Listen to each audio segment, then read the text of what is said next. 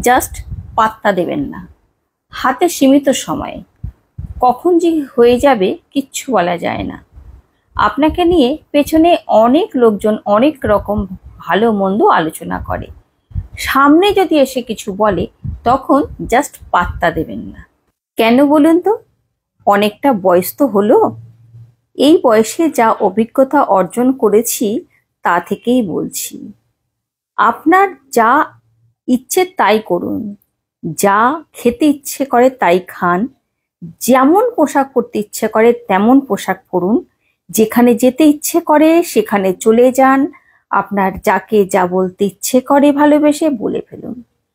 আর এতে করে অনেক লোকে অনেক রকমের সমালোচনা করবে, তাতে আপনার কিচ্ছু যায় আসে না। দিনের শেষে সেই আপনিই থাকবেন। তাই বলি, লোকের কথায় জাস্ট পাত্তা দেবেন না। সময় খুবই কম, হাতে গোনা কিছুদিনই বাকি, তাই যা খুশি তাই করতেই পারেন। আপনি ভালো থাকবেন, আপনাকে ভালো রাখার দায়িত্ব আপনারই। আপনাকে কেউ খুশি করতে পারবে না। এদিকে আপনি যদি খুশিতে থাকেন, নিজেকে খুশি রাখেন, তাহলে দেখবেন আপনার আশেপাশের লোকজন, আপনার প্রিয় মানুষজন সবাই কিন্তু আপনার দিকে তাকিয়ে থাকবে। তারাও চাইবে নিজেকে ভালোবেসে ভালো রাখতে। তাই নিজেকে ভালো রাখুন, ভালোবাসুন, আনন্দে থাকুন, খুশিতে থাকুন, আর সবাইকে ভালো রাখুন। তাহলে কখনো কোনো নেগেটিভ এলে জাস্ট পাত্তা দেবেন না। অনেক মানুষ আছে, আত্মীয় স্বজন, অনেকেই চাইবে আপনাকে ডাউন করতে, আপনাকে নেগেটিভ কথা বলতে, আপনার সম্বন্ধে খারাপ খারাপ আলোচনা করে অন্যের কান ভারী করতে। সেটা বলছে বলুক, আপনার পেছনে বলুক, যা ইচ্ছে তাই করুক।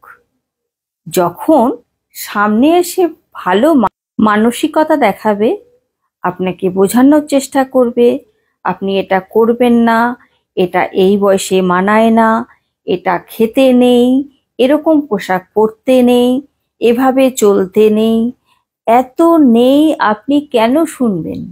জীবনটা তো আপনার, আপনাকেই জীবনটাকে বয়ে নিয়ে যেতে হবে, আপনাকে নিজেকে ভালো রাখতে হবে। তাহলে অন্যের কথায় কেন কান দেবেন, কেন পাত্তা দেবেন? কারো কথায় কান না দিয়ে নিজের মতো করে বাঁচুন। জীবনটা খুবই ছোট, এতটুকু জীবনে আমরা কেন অন্যের এত না শুনতে যাব বলুন তো? আপনি যে কাজটা করছেন ভালোবেসে করছেন, অন্যের কথায় জাস্ট পাত্তা দেবেন না।